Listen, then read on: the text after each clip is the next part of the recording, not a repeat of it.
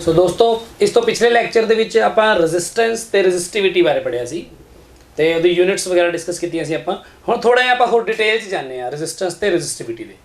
ਜਿਵੇਂ ਦੇਖੋ ਰੈਜ਼ਿਸਟੈਂਸ ਲਈ ਰੈਜ਼ਿਸਟੈਂਸ ਆਪਾਂ ਕਿੱਥੋਂ ਇੰਟਰੋਡਿਊਸ ਕੀਤਾ ਸੀ, ਇੱਕ ਆਪਣੇ ਓਹਮਸ ਲਾਅ ਵਿੱਚ ਆਪਾਂ ਰੈਜ਼ਿਸਟੈਂਸ ਨੂੰ ਇੰਟਰੋਡਿਊਸ ਕੀਤਾ ਆ ਕਿ ਜੇ potential difference directly proportional to current flowing through a conductor ਹੈ ਤਾਂ ਇੱਥੇ ਜੋ ਪ੍ਰੋਪੋਰਸ਼ਨੈਲਿਟੀ ਕਾਂਸਟੈਂਟ ਆਇਆ ਸੀ ਉਹ ਸਾਡੀ resistance V is equal to RI। ठीक है, आ अपना R रेजिस्टेंस आया सी थी। एंड रेजिस्टेंस जो है वो किसी कंडक्टर दी होंदी है, आप कहने कि कंडक्टर दी रेजिस्टेंस है। तो रेजिस्टेंस हुण उस तो बाद मैं गल कीती रेजिस्टेंस किस किस चीज़ ते डिपेंड करती है भी रेजिस्टेंस किवें पता लगेगा ज़्यादा है कि घट है किसी चीज़ की, तो उसकी शेप एंड साइज ते भी डिपेंड करती है किवें। इस तो बाद आप नंबर 1 इहनूं गल करने। फिर दूसरी गल आपां कीती सी कि रेजिस्टेंस जो है वो directly proportional to the length of the conductor होंदी है भी कोई कंडक्टर है वो जिन्नी ज़्यादा लेंथ होगी उन्नी ज़्यादा रेजिस्टेंस होएगी। And inversely proportional to the area of cross section of the conductor होंदी है। इन्हां दोनों गल्लां नूं मिला के आपां कहा सी कि R proportional to L divided by A। सो आप पहली गल है, दूसरी गल है, इन्हां दोनों गल्लां तो आप इकट्ठे लिख सकते हैं आपां एक ही इक्वेशन विच R proportional to L by A। इत्थे भी इनू देखो प्रोपोर्शनैलिटी का साइन है, इनू इक्वेशन बनाने के लिए मैंने इत्थे इंट्रोड्यूस करना पेगा कोई कांस्टेंट, तो आप इंट्रोड्यूस किया R is equal to rho L divided by A। इत्थे जो कांस्टेंट आया this is called resistivity, this is called resistivity of material of conductor. ये जो रेजिस्टिविटी है ये मटीरियल दी है कंडक्टर दी भी कंडक्टर किहड़े मटीरियल का बनया होया वा कि वो कॉपर आ, वो एल्यूमीनियम आ, सिल्वर आ या फिर कोई होर चीज़ आ। सो कंडक्टर का जो मटीरियल वो उपर डिपेंड करती है रेजिस्टिविटी, पर कंडक्टर की शेप वगैरह से जिवें उसकी लेंथ कितनी है, एरिया ऑफ क्रॉस सैक्शन है, उन्होंने चीज़ों पर डिपेंड करती है रेजिस्टेंस। हुण क्योंकि resistance basically rho L by A rho भी आ जाता, सो रेजिस्टेंस में कहना ज़्यादा वास्ट है, ये मटीरियल पर भी डिपेंड कर गई एक तरह क्योंकि R इक्वल टू रो भी है L बाय A भी है। कहने का मतलब यह है कि जे मैं कहा कि मैं एक वायर यूज़ कर रहा तो इस वायर का एरिया ऑफ क्रॉस सैक्शन मान लो A है तो लेंथ भी L है, तो बिल्कुल इस तरह की एक होर वायर लेना मैं, बिल्कुल उन्ना ही एरिया ऑफ क्रॉस सैक्शन, बिल्कुल उन्नी ही लेंथ,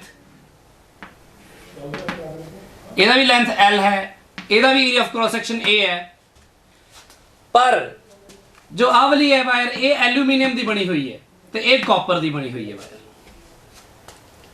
सो जे तो आप सिर्फ ये सोचिए कि भी रेजिस्टेंस से बाकी सारा कुछ तो कांस्टेंट जो जिवें रो है ये जस्ट कोई यूनीवर्सल कांस्टेंट होंदा है, जे आप ये मनते आपां नूं फिर इत्थे ऐ होना चाहिए सी कि भी लेंथ ते area of cross section same है। सो एल्यूमीनियम की वायर ते कॉपर की वायर दोनों बराबर लेंथ दियां ते बराबर एरिया ऑफ क्रॉस सैक्शन दियां, दोनों की रेजिस्टेंस सेम होनी चाहिए सी, पर हुंदा तां है नहीं इदां। ਇਹਦਾ मतलब यह है कि कोई ना कोई इस तरह का फैक्टर जरूर है ਜਿਹੜਾ मटीरियल के उपर डिपेंड करता है, तो वही फैक्टर अपना है जो रेजिस्टिविटी है। रेजिस्टिविटी मटीरियल पर डिपेंड करती है कि ये कॉपर की है या फिर एल्यूमीनियम की है। सो हुण मैं जे रेजिस्टेंस लिखनी हो इस वायर की, ये वायर बनी हुई है जी एल्यूमीनियम की, यदि रेजिस्टेंस होएगी R इज इक्वल टू बिल्कुल इतने है कि रो L बाय A, तो तुहानूं पता है लेंथ तो उन्नी है तो एरिया ऑफ क्रॉस सैक्शन भी उन्ना है A है, पर ये रेजिस्टिविटी होएगी इतने रो, ये रेजिस्टिविटी एल्यूमीनियम की यूज़ होएगी, इसलिए मैं रो के नीचे लिख रहा AL, कहता भावे रेजिस्टिविटी एल्यूमीनियम की है, पर जो मैं रेजिस्टेंस लिखागा कॉपर की तो उत्थे मैं लिखागा R इज इक्वल टू ए भी L बटा A का उन्ना ही है, इतने रेजिस्टिविटी आएगी कॉपर की, क्योंकि हुण रेजिस्टिविटी अलग अलग हो गई है, मटीरियल अलग अलग सी, इसीलिए रेजिस्टेंस अलग अलग आएगी, इसलिए इतने भी इनू R नहीं लिख सकते, R के नीचे लिखूंगा मैं AL, ए एल्यूमीनियम की, ये रेजिस्टेंस हैगी कॉपर वायर की। सो फर्क कितने पै रहा देख रहे हो, रेजिस्टिविटी बदलन के करके रेजिस्टेंस भी अलग अलग हो जाएगी, अलग अलग तारां की। सो तुसी बिल्कुल बराबर लेंथ दी बराबर सेम शेप दी है, कॉपर की तार लो, एक एल्यूमीनियम की तार है, सिल्वर की तार है, तो कुछ मटीरियल मिक्स करके बनाए हुए मान लो कंडक्टर हो उन्होंने तार है, तो सारिਆਂ की रेजिस्टिविटी वक्री वक्री होएगी, तो रेजिस्टिविटी वक्री होने के करके ही रेजिस्टेंस वक्री वक्री होएगी, चाहे उन्होंने लेंथ तो area of cross section same ही होवे। सो ये गल दा बहुत जरूरी गल है कि मटीरियल ते डिपेंडेंस जी है, और कई बार बेसिक फर्क पूछा जाता है कि रेजिस्टिविटी ते रेजिस्टेंस फर्क की है। ਰੈਜ਼ਿਸਟਿਵਿਟੀ ਤੇ ਰੈਜ਼ਿਸਟੈਂਸ 'ਚ ਆਹੀ ਫਰਕ ਹੈ ਕਿ ਰੈਜ਼ਿਸਟੈਂਸ ਟਾਈਪ ਆਫ ਮਟੀਰੀਅਲ ਤੇ ਉੱਪਰ ਡਾਇਰੈਕਟਲੀ ਡਿਪੈਂਡ ਨਹੀਂ ਕਰਦੀ ਉਹਦਾ, ਪਰ ਰੈਜ਼ਿਸਟਿਵਿਟੀ ਜਿਹੜੀ ਹੈ ਮਟੀਰੀਅਲ ਦੀ ਪ੍ਰੋਪਰਟੀ ਹੁੰਦੀ ਹੈ ਵੀ ਕਿਹੜੇ ਮਟੀਰੀਅਲ ਤੋਂ ਬਣਾਈ ਹੈ। ਇਸ ਗੱਲ ਨੂੰ ਹੁਣ ਐਂ ਵੀ ਸਮਝਾਇਆ ਤਾਂ ਜੇ ਮੈਂ ਕਹਾਂ ਕਿ ਮੰਨ ਲਓ ਆਹ ਜਿਹੜਾ ਦੂਸਰੀ ਵਾਇਰ ਹੈ ਆ ਵੀ ਐਲੂਮੀਨੀਅਮ ਦੀ ਹੈ, ਪਰ ਹੁਣ ਇਸ ਵਾਇਰ ਦਾ ਲੈਂਥ ਕੁਝ ਹੋਰ ਹੋਵੇ ਤੇ ਏਰੀਆ ਆਫ ਕ੍ਰਾਸ ਸੈਕਸ਼ਨ ਕੁਝ ਹੋਰ ਹੋਵੇ, ਇਸ ਤਰ੍ਹਾਂ ਹੁਣ ਇਹਦੀ ਲੈਂਥ ਵੀ ਬਦਲ ਗਈ, ਏਰੀਆ ਆਫ ਕ੍ਰਾਸ ਸੈਕਸ਼ਨ ਵੀ ਬਦਲ ਗਿਆ, ਮੋਟੀ ਹੋ ਗਈ ਤਾਰ ਪਰ ਹੈ ਐਲੂਮੀਨੀਅਮ ਦੀ ਹੈ। ਤੇ ਹੁਣ ਜਦੋਂ ਮੈਂ ਇਹਦੀ ਰੈਜ਼ਿਸਟੈਂਸ ਲਿਖੂੰਗਾ ਪਹਿਲੀ ਵਾਇਰ ਦੀ ਮੰਨ ਲਓ R1 ਤੇ ਦੂਜੀ ਵਾਇਰ ਦੀ ਮੰਨ ਲਓ R2, ਤਾਂ ਰੈਜ਼ਿਸਟਿਵਿਟੀ ਮੈਨੂੰ ਅਲੱਗ ਮੈਂਸ਼ਨ ਕਰਨ ਦੀ ਲੋੜ ਨਹੀਂ ਹੈ, ਰੈਜ਼ਿਸਟਿਵਿਟੀ ਬਿਲਕੁਲ ਸੇਮ ਰਹੇਗੀ। ਇੱਥੇ ਲੈਂਥ ਬਦਲੇਗੀ, ਇੱਥੇ L1 A1 ਇੱਥੇ L2 A2, ਕਿਉਂਕਿ ਆ ਬਦਲ ਗਈ ਨਾ, ਇਹ ਲੈਂਥ ਇਹਦੀ area of cross section the length ਅਲੱਗ ਹੈ, ਇਹਦਾ ਅਲੱਗ ਹੈ। ਇੱਥੇ ਰੈਜ਼ਿਸਟਿਵਿਟੀ ਮੈਂ ਸੇਮ ਰੱਖੀ, ਦੇਖੋ ਰੋ ਦਾ ਰੋ ਯੂਜ਼ ਕੀਤਾ, ਕਿਉਂ? ਕਿਉਂਕਿ ਇਹ ਦੋਨੋਂ ਮਟੀਰੀਅਲ ਸੇਮ ਹੈ, ਦੋਨੋਂ ਐਲੂਮੀਨੀਅਮ ਦੇ ਬਣੇ ਹੋਏ ਆ। ਤੇ ਜ਼ਿਆਦਾਤਰ ਜਿਹੜਾ ਤੁਹਾਨੂੰ ਸਵਾਲ ਪੁੱਛਿਆ ਜਾਂਦਾ ਹੈ ਨੂਮੈਰੀਕਲਸ ਵਗੈਰਾ ਵਿੱਚ, ਇਹ ਹੁੰਦਾ ਕਿ ਸੇਮ ਹੀ ਮਟੀਰੀਅਲ ਦੀ ਤਾਰ ਹੁੰਦੀ ਹੈ ਤੇ ਉਸੇ ਮਟੀਰੀਅਲ ਦੀ ਤਾਰ ਨੂੰ ਹੀ ਉਹਨਾਂ ਨੇ ਢਾਲ ਕੇ ਕੁਝ ਹੋਰ ਬਣਾਇਆ ਹੁੰਦਾ ਹੈ।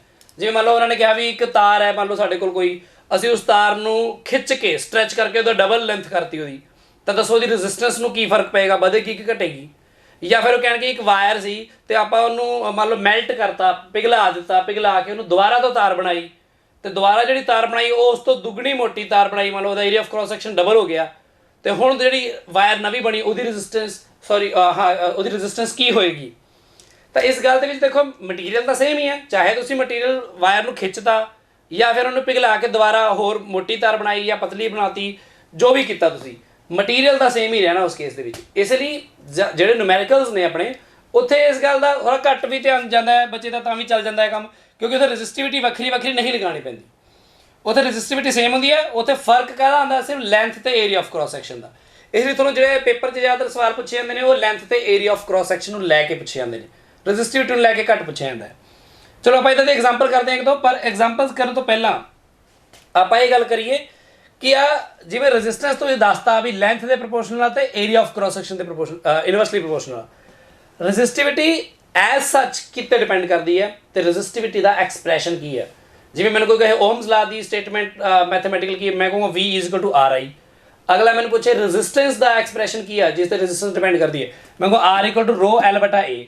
ਅਗਲਾ ਕਹੇ ਰੈਜ਼ਿਸਟਿਵਿਟੀ ਦਾ ਦੱਸੋ, ਹੁਣ ਆਹ ਰੈਜ਼ਿਸਟਿਵਿਟੀ ਇਹਦਾ ਐਕਸਪ੍ਰੈਸ਼ਨ ਕੀ ਹੈ। ਜਦੋਂ ਇਹਦਾ ਐਕਸਪ੍ਰੈਸ਼ਨ ਪੁੱਛਿਆ ਤਾਂ ਬੱਚੇ ਮੋਸਟਲੀ ਐਂ ਕਰਦੇ ਆ ਵੀ ਉਹ ਰੈਜ਼ਿਸਟਿਵਿਟੀ ਦਾ ਐਕਸਪ੍ਰੈਸ਼ਨ ਇੱਥੋਂ ਹੀ ਕੱਢ ਦਿੰਦੇ ਆ, ਉਹ ਕਹਿੰਦੇ ਆ ਲਓ ਜੀ ਰੈਜ਼ਿਸਟਿਵਿਟੀ = ਰੈਜ਼ਿਸਟੈਂਸ, ਆ A ਉੱਪਰ ਗੁਣਾ ਕਰਤਾ, L ਡਿਵਾਈਡ ਕਰਤਾ ਤੇ ਆ ਗਈ ਆਪਣਾ ਰੈਜ਼ਿਸਟਿਵਿਟੀ। ਪਰ ਇਹ ਨਹੀਂ ਪੁੱਛਿਆ ਜਾ ਰਿਹਾ ਹੁੰਦਾ, ਉੱਥੇ ਪੁੱਛਿਆ ਜਾ ਰਿਹਾ ਹੁੰਦਾ ਕਿ ਰੈਜ਼ਿਸਟਿਵਿਟੀ ਕਿਸ ਚੀਜ਼ ਤੇ ਡਿਪੈਂਡ ਕਰਦੀ ਹੈ, ਮਤਲਬ ਰੈਜ਼ਿਸਟਿਵਿਟੀ ਮਟੀਰੀਅਲ ਦੇ ਵਿੱਚ ਕਿਹੜੇ ਕਿਹੜੇ ਫੈਕਟਰਸ ਤੇ ਡਿਪੈਂਡ ਕਰਦੀ ਹੈ। ਸੋ ਇਹ ਬੜਾ ਇੰਪੋਰਟੈਂਟ ਹੈ, ਇਹ ਪੁੱਛਿਆ ਜਾਂਦਾ ਹੈ, ਇਹ ਕਾਫੀ ਇੰਪੋਰਟੈਂਟ ਹੁੰਦਾ ਹੈ। ਇਹ ਇਸ ਤਰ੍ਹਾਂ ਨਹੀਂ ਕਰਨਾ, ਇਹ ਰੈਜ਼ਿਸਟਿਵਿਟੀ ਦਾ ਐਕਸਪ੍ਰੈਸ਼ਨ ਨਹੀਂ ਹੈ ਕਿ ਤੁਸੀਂ ਇਹਦੇ ਵਿੱਚੋਂ ਰੈਜ਼ਿਸਟਿਵਿਟੀ ਨੂੰ ਅਲੱਗ ਕਰਕੇ ਦਿਖਾਤਾ ਵੀ ਆਹ ਰੈਜ਼ਿਸਟਿਵਿਟੀ ਦਾ ਐਕਸਪ੍ਰੈਸ਼ਨ ਹੋ ਗਿਆ। ਸੋ ਮੈਂ ਤੁਹਾਨੂੰ ਹੁਣ ਕਰਕੇ ਦਿਖਾਣਾ ਕਿ ਰੈਜ਼ਿਸਟਿਵਿਟੀ ਦਾ ਐਕਸਪ੍ਰੈਸ਼ਨ ਕਿਵੇਂ ਕੈਲਕੂਲੇਟ ਕਰਾਂਗੇ ਤੇ ਕਿਵੇਂ ਅਸੀਂ ਦੇਖਾਂਗੇ ਉਹ ਫੈਕਟਰਸ ਜਿਹੜੇ ਫੈਕਟਰਸ ਤੇ ਰੈਜ਼ਿਸਟਿਵਿਟੀ ਡਿਪੈਂਡ ਕਰਦੀ ਆ, ਤੇ ਕਿਵੇਂ ਅਸੀਂ ਦੇਖਾਂਗੇ ਕਿ ਟੈਂਪਰੇਚਰ ਦੇ ਵਧਣ ਨਾਲ ਮਤਲਬ ਰੈਜ਼ਿਸਟਿਵਿਟੀ ਨੂੰ ਕੀ ਅਸਰ ਹੋਏਗਾ, ਵਧੇਗੀ ਜਾਂ ਘਟੇਗੀ। ਸੋ ਹੁਣ ਆਪਾਂ ਕੈਲਕੂਲੇਟ ਕਰਦੇ ਹਾਂ expression for resistivity, resistivity the expression ਕਿਵੇਂ ਕੈਲਕੂਲੇਟ ਕਰਨਾ। ਇਹਦੇ ਲਈ ਦੇਖੋ ਬਹੁਤ ਸਾਰਾ ਕੰਮ ਤਾਂ ਰਿਪੀਟਿਡ ਆ, ਮੈਂ ਪਹਿਲਾਂ ਤੁਹਾਨੂੰ ਪਿਛਲੇ ਲੈਕਚਰ ਵਿੱਚ ਕਰਵਾ ਚੁੱਕਾ ਓਮਸ ਲਾ ਡਿਰਾਈਵ ਕਰਨਾ, ਉੱਥੇ ਆਪਾਂ ਓਮਸ ਲਾ ਡਿਰਾਈਵ ਕੀਤਾ ਸੀ, ਉਸੇ ਵੀ ਅੱਗੇ 2-4 ਸਟੈਪ ਹੋਰ ਜੁੜ ਜਾਣਗੇ ਤੇ ਰੈਜ਼ਿਸਟਿਵਿਟੀ ਦਾ ਐਕਸਪ੍ਰੈਸ਼ਨ ਆ ਜਾਏਗਾ। ਮੈਂ ਪਰ ਗੱਲ ਨੂੰ ਰਿਪੀਟ ਕਰ ਦੇਣਾ ਤਾਂ ਕਿ ਤੁਹਾਨੂੰ ਦੁਬਾਰਾ ਚੰਗੀ ਤਰ੍ਹਾਂ ਰਿਮਾਈਂਡ ਹੋ ਜਾਏ ਕਿ ਰੈਜ਼ਿਸਟਿਵਿਟੀ ਦਾ ਐਕਸਪ੍ਰੈਸ਼ਨ ਕਿਵੇਂ ਕੈਲਕੂਲੇਟ ਕਰੀਦਾ। ਸੋ ਐਂ ਕਰਦੇ ਹਾਂ, ਪਹਿਲਾਂ ਤਾਂ ਆਪਾਂ ਐਂ ਕਰਦੇ ਹਾਂ ਜਿਹੜੇ ਆਪਣੀ ਗਿਵਨ ਐਕਸਪ੍ਰੈਸ਼ਨ ਸੀ ਡ੍ਰਿਫਟ ਵੈਲੋਸਿਟੀ ਦੇ, ਆਪਾਂ ਉਹਨੂੰ ਯੂਜ਼ ਕਰਾਂਗੇ ਇੱਥੇ, ਤੇ ਓਮਸ ਲਾ ਡਿਰਾਈਵ ਕਰਨ ਤੋਂ ਬਾਅਦ ਹੀ ਆਪਣੀ ਰੈਜ਼ਿਸਟਿਵਿਟੀ ਡਿਰਾਈਵ ਹੋਏਗੀ। ਕਿਵੇਂ ਦੇਖੋ, ਸਭ ਤੋਂ ਪਹਿਲਾਂ ਤਾਂ ਡ੍ਰਿਫਟ ਵੈਲੋਸਿਟੀ ਦਾ ਐਕਸਪ੍ਰੈਸ਼ਨ ਲਿਖ ਦਿਓ। ਡ੍ਰਿਫਟ ਵੈਲੋਸਿਟੀ ਕਿਹਦੇ ਬਰਾਬਰ ਹੁੰਦੀ ਹੈ, E τ ਡਿਵਾਈਡਡ ਬਾਈ m। ਇਹ ਪਹਿਲਾ ਐਕਸਪ੍ਰੈਸ਼ਨ ਹੋ ਗਿਆ, ਇਹ ਮੈਂ ਡਿਰਾਈਵ ਕਰਾਇਆ ਸੀ ਤੁਹਾਨੂੰ ਪਹਿਲੇ ਲੈਕਚਰ ਵਿੱਚ। ਫਿਰ ਡ੍ਰਿਫਟ ਵੈਲੋਸਿਟੀ ਦਾ ਆਪਾਂ ਦੇਖਿਆ ਸੀ ਕਰੰਟ ਨਾਲ ਰਿਲੇਸ਼ਨ I/NAE, ਇਹ ਦੂਜਾ ਐਕਸਪ੍ਰੈਸ਼ਨ ਹੋ ਗਿਆ, ਇਹ ਮੈਂ ਕਰਾਇਆ ਸੀ ਤੁਹਾਨੂੰ ਦੂਜੇ ਲੈਕਚਰ ਦੇ ਵਿੱਚ। ਤੇ ਪੋਟੈਂਸ਼ੀਅਲ ਡਿਫਰੈਂਸ ਤੇ ਇਲੈਕਟ੍ਰਿਕ ਫੀਲਡ ਦਾ ਜਿਹੜਾ ਰਿਲੇਸ਼ਨ ਹੈ, ਇਲੈਕਟ੍ਰਿਕ ਫੀਲਡ ਦੇ ਪੋਟੈਂਸ਼ੀਅਲ ਆ ਕੀ ਹੈ, ਇਲੈਕਟ੍ਰਿਕ ਫੀਲਡ = V/L। ਆ ਤੀਸਰਾ ਐਕਸਪ੍ਰੈਸ਼ਨ ਆ। ਇਹ ਤਿੰਨ ਚੀਜ਼ਾਂ ਆਪਾਂ ਯੂਜ਼ ਕਰਾਂਗੇ। ਇਹ 'ਚ ਤੁਹਾਨੂੰ ਪਤਾ ਹੈ ਇਹ ਸਾਰੀਆਂ ਗੱਲਾਂ ਦਾ ਮਤਲਬ ਕੀ ਹੈ, M ਕੀ ਹੈ, ਇਹ ਐਵਰੇਜ ਰਿਲੈਕਸੇਸ਼ਨ ਟਾਈਮ ਹੈ, mass of electron, charge on electron, electric field, drift velocity, electric current, area of cross section of the conductor, number density of electrons, that is the number of electrons per unit volume, charge on electron, potential difference, length of the conductor. So ये सारी गल आप derive की, थोड़ा पता है बारे। सो ये सब तो पहले आप यह किया ड्रिफ्ट वेलोसिटी जो दोनों एक्सप्रैशन जोड़े इन्होंने आपस में इक्वेट कर दो। मैं रजिस्टिविटी तक पहुँचना है, पहला दोनों ने इक्वेट किया की बन जाएगा 1 and 2 implies, so 1 and 2 तो क्या है E tau divided by M is equal to current over NAE। ठीक है जी, ए इक्वेट करते हैं आप। ये देखो V ते I का रिलेशन में लेके आना, इसलिए इलेक्ट्रिक फील्ड गायब करो, जगह V/L लिख दो। इत्थे ये बनेगा E की जगह V/L की वैल्यू पुट करो, V tau divided by M into L is equal to I over NAE। ये आ गया।